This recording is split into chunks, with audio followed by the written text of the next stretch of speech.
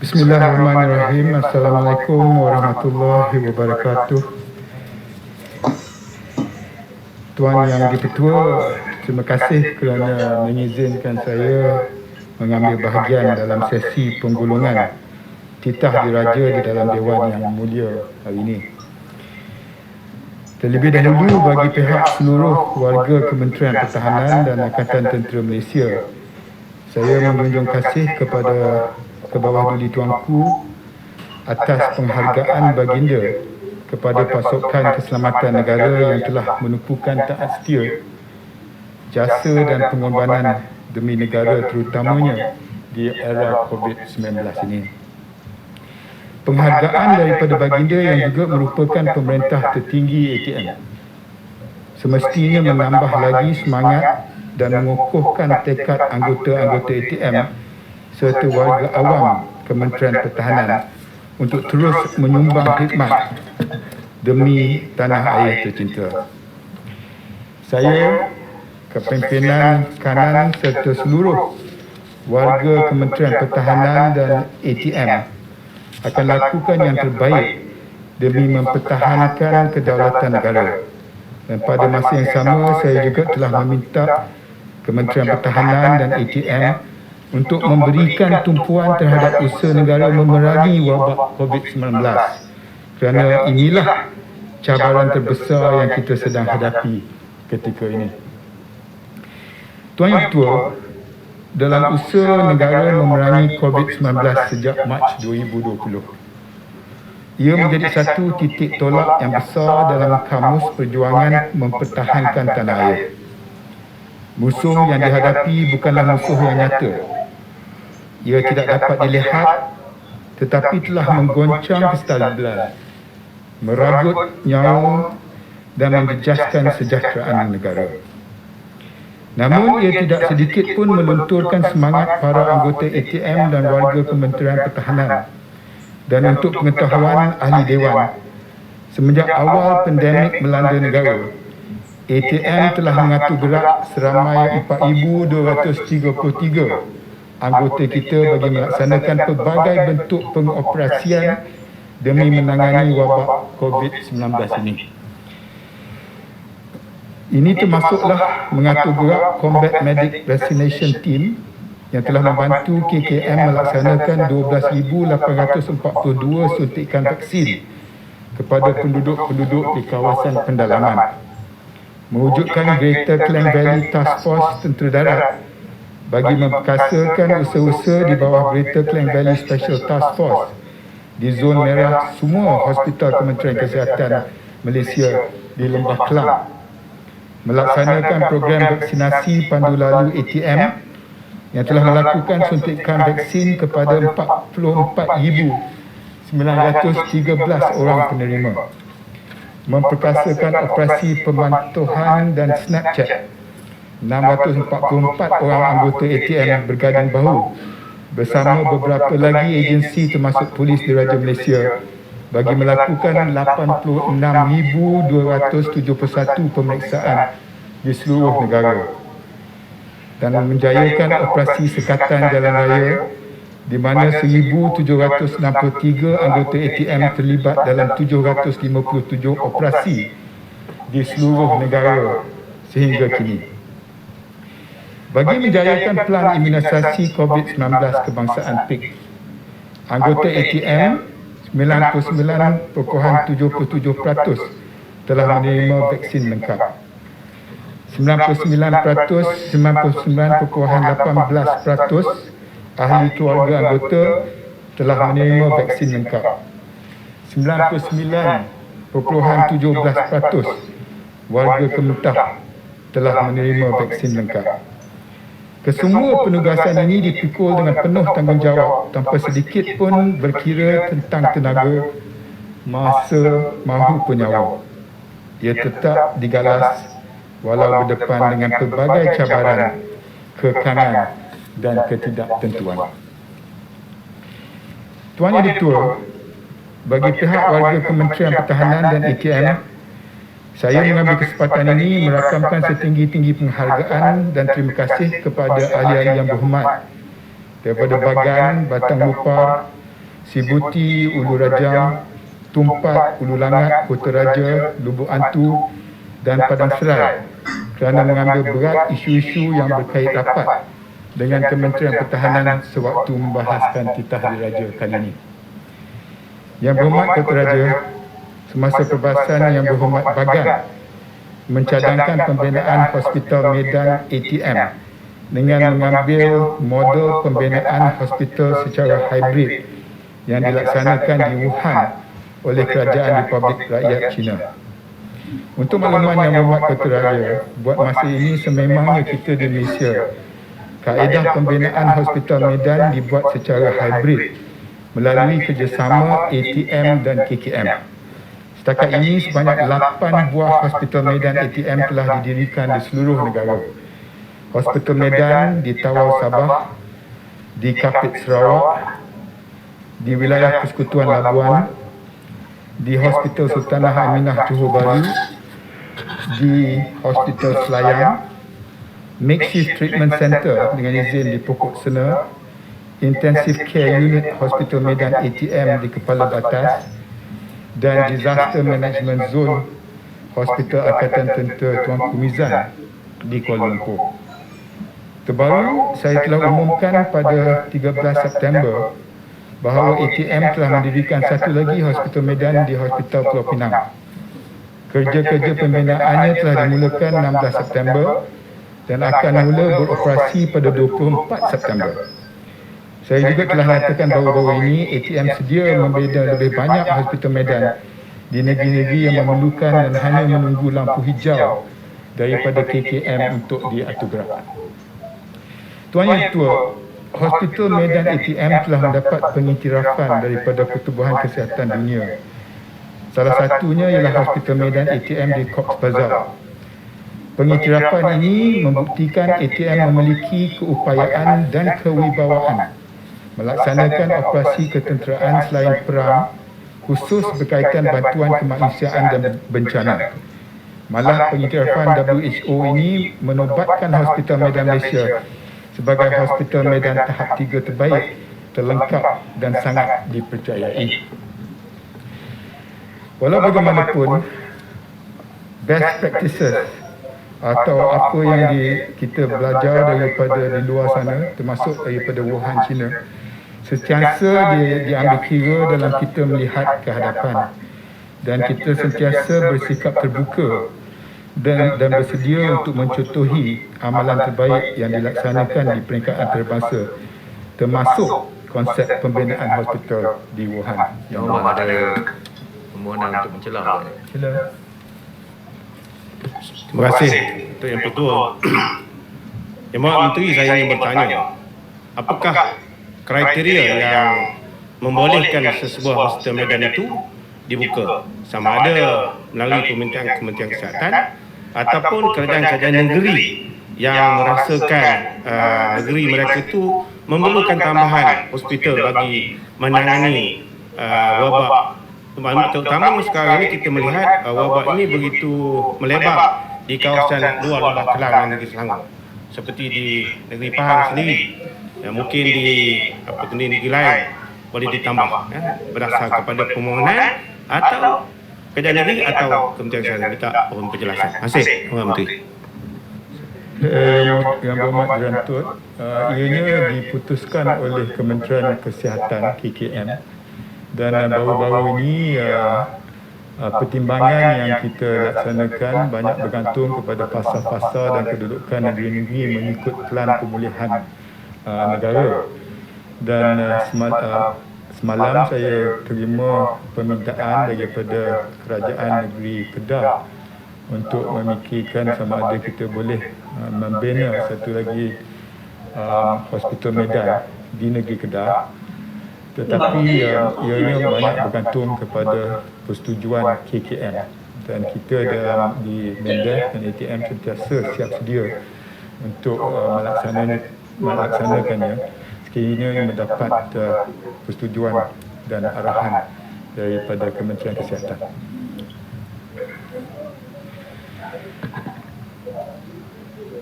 Isu kedua, keselamatan sempadan negara Sarawak, Kalimantan dan Malaysia Thailand. Bagi menjawab soalan Yang Berhormat Batang Lupa dan Yang Berhormat Sibuti yang menyentuh mengenai usaha kerajaan dalam melindungi keselamatan sempadan Sarawak Kalimantan, terutama setelah ibu kota negara Indonesia dipindahkan ke Borneo, saya ingin memaklumkan bahawa ATM sedang melaksanakan pembinaan 4 pos imbangan, iaitu pos Padang Pan di bahagian Kuching, pos Sungai Pauh di bahagian Serian, pos Batu Kaya di bahagian Seri Aman dan pos Tapak Megah di bahagian Kapit. Pembinaan pos imbangan ini dijangka akan siap sepenuhnya pada awal tahun 2022. Sehingga kini seramai 495 anggota telah diatur gerak dalam penugasan operasi TRAS di perbatasan Sarawak bertujuan untuk membenteras segala aktiviti pencerobohan dan penyusupan melalui pengawasan dan kawalan rapi di sempadan. Ia meliputi operasi awas kering parang, operasi jaga kawan dan operasi kerangka.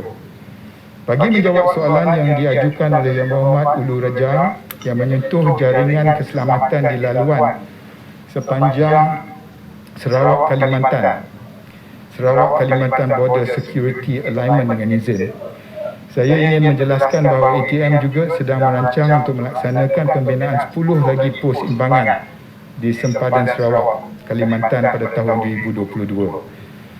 Pembinaan pos-pos imbangan tersebut adalah bagi mengimbangi pos-pos kawalan Tentera Nasional Indonesia TNI, seterusnya memperkukuhkan lagi kawalan sempadan Sarawak Kalimantan. Pada masa yang sama, ATM juga menjalankan kerjasama dengan TNI di kawasan sempadan Sarawak Kalimantan melalui operasi gabungan antara Tentera Darat Malaysia dan TNI di 6 penempatan pos-pos gabungan.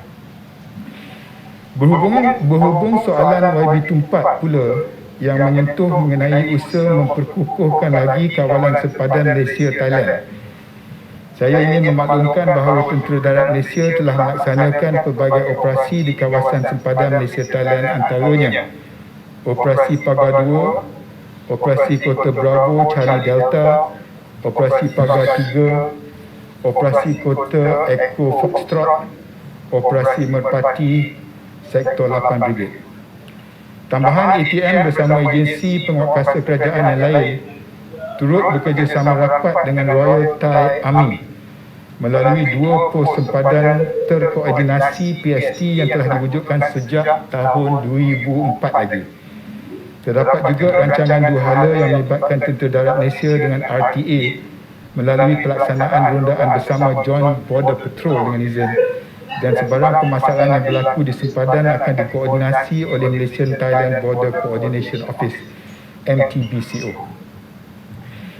Tuan Yang Ketua, menjawab soalan Wabi Lubuk Antu yang membangkitkan pertanyaan berkaitan usaha kerajaan dalam membendung aktiviti penyeludupan dan kemasukan parti serta membantu KKM menangani penyebaran wabak COVID-19.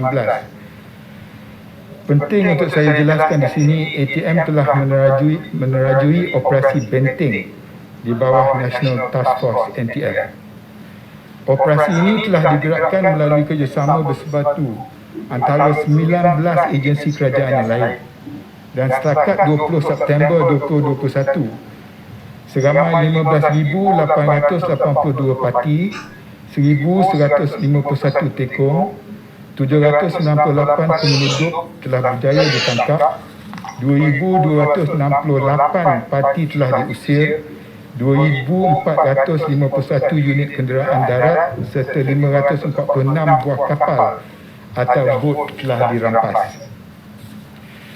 Mengenai keselamatan ruang udara, isu ketiga Tuan Yang Ketua, dan menjawab soalan YB Sibuti yang bertanya mengenai pencerobohan pesawat udara Tentera Republik Rakyat China di kawasan Malaysia baru-baru ini.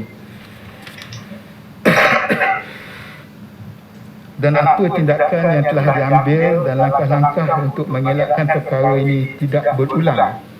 Saya ingin menjelaskan bahawa melalui operasi Curiga Ruang udara nasional sentiasa dipantau oleh sistem radar pertahanan udara jarak jauh TUDM. Hormat Ketua Raja ingin mencelah. Sila. Ya, Hormat Menteri, ada 4 minit lagi saya bimbang terlepas, iaitu tentang perkembangan terbaru di rantau ini, iaitu AUKUS yang diisytiharkan antara Amerika, United Kingdom dan Australia. Soalan saya ialah, di mana Amerika selalunya buat kacau, kita akan menerima tempias seperti perang Vietnam. Kita terima pelarian dan akibat kita membuka Pulau Bidung untuk pelarian sebelum pergi ke negara ketiga. Australia dan UK berada dalam FPDA, perjanjian dengan kita. Apakah Malaysia akan dilibatkan sama dalam AUKUS ini? Karena Malaysia dan Australia dan United Kingdom ada dalam FPDA. Bagaimana kita nak kekalkan rantau ini, rantau berkecuali, jikalau kita diajak untuk bersama dengan AUKUS ini?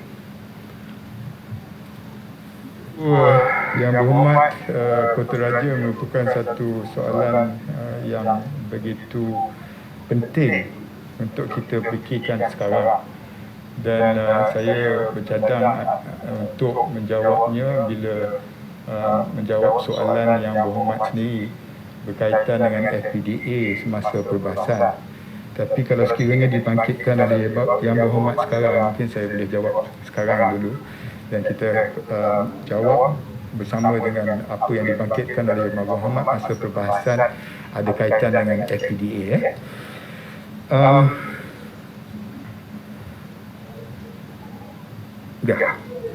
Tuan Yang Ketua, sebagai maklum balas terhadap perkara yang dibangkitkan oleh Yang Berhormat Ketua Raja yang menyentuh mengenai usaha kerajaan mengekalkan hubungan baik dalam kalangan negara anggota FPDA dengan izin Five Power Defence Arrangement, dan dalam usaha kita meningkatkan diplomasi pertahanan bagi memastikan negara tidak terjebak dalam pertarungan kuasa-kuasa besar dunia di kawasan dan di rantau ini. 2 hari lalu saya baru saja mengadakan perbualan telefon bersama dengan Menteri Pertahanan Australia, Peter Dutton. Perkara yang kami bincangkan amat berkait rapat dengan soalan yang amat berhormat mengenai FPDA dan juga berhubung kait dengan AUKUS yang disebar luas di luar sana. Dan saya telah menyatakan pendirian Malaysia seperti yang ditegaskan oleh Yang Amat Berhormat Perdana Menteri, iaitu pembentukan kerjasama antara Australia, United Kingdom dan Amerika Syarikat melahirkan kebesaran kerana ia berpotensi mengganggu gugat keamanan dan kestabilan di Asia Tenggara. Justru semua pihak harus menghindari daripada menggunakan sebarang tindakan ketenteraan yang dianggap provokatif, selain berpotensi meningkatkan ketegangan serta mencetuskan konflik di rantau kita. Pendirian saya Yang Berhormat konsisten sejak saya memegang jawatan Menteri Pertahanan sebelum ini. Yang menjadi kebimbangan kita ialah kalau tak dibendung, tak menggunakan pendekatan yang penuh dengan diplomasi bila mendekati kuasa-kuasa besar ini, perkara insiden-insiden yang tak boleh dielakkan atau pertembungan yang tidak dirancang dan tindakan yang tidak diingini boleh mencetuskan satu situasi yang tak dapat kita bendung dan akan membincaskan rantau kita. Selain AUKUS, kami turut bercakap mengenai perkara yang lebih positif, iaitu hubungan kita dalam FPDA yang melibatkan negara New Zealand, Australia dan United Kingdom. Jadi kembali kepada soalan celahan Yang Berhormat tadi, nak menyimbangi dua kuasa besar dalam konteks AUKUS dan hubungan kita dengan FPDA merupakan perkara yang kita memberi tumpuan pada hari ini.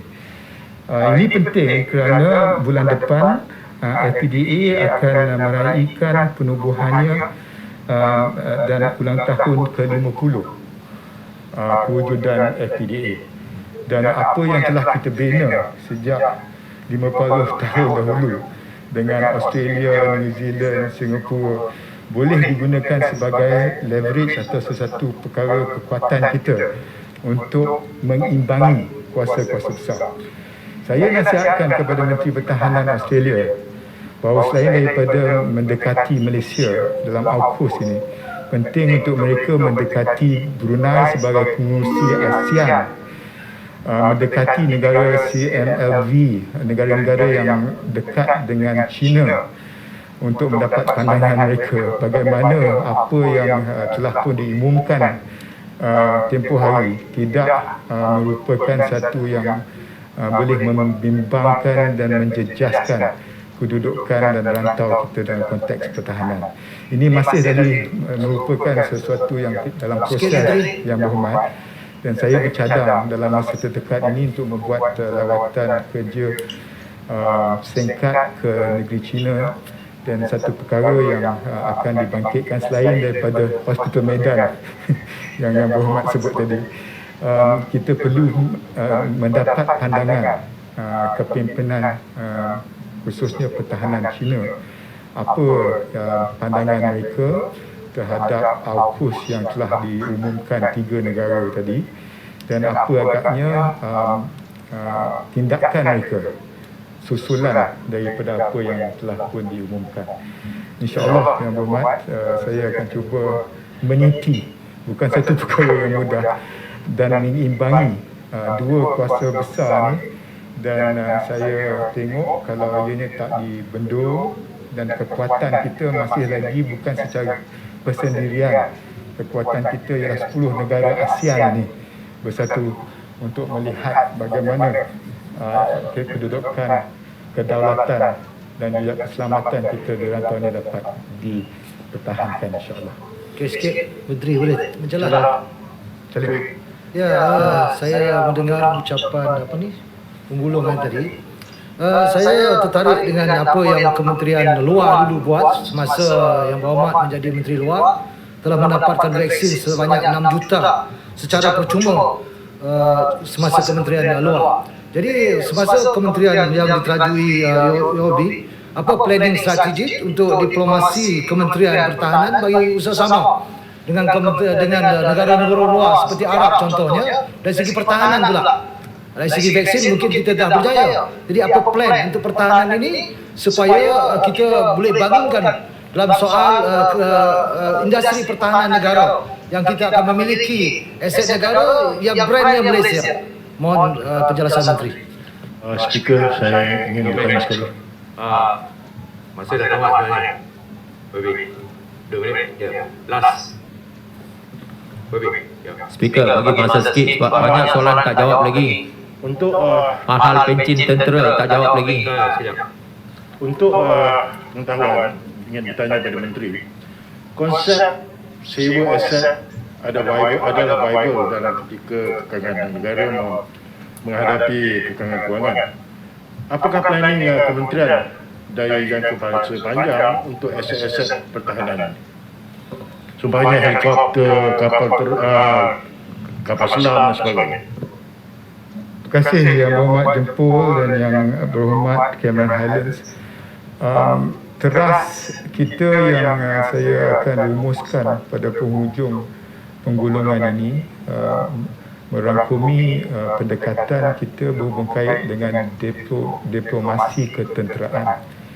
Jadi apa yang telah kita bina semasa saya di Wisma Putra di Kementerian Luar perlu diperluaskan dalam konteks pertahanan negara, dan saya percaya dan saya cukup yakin sumbangan-sumbangan rakan-rakan kita semasa kita berdepan dengan kekurangan dan kekangan COVID-19 ini akan dapat diperluaskan juga dalam konteks pertahanan dan keselamatan negara.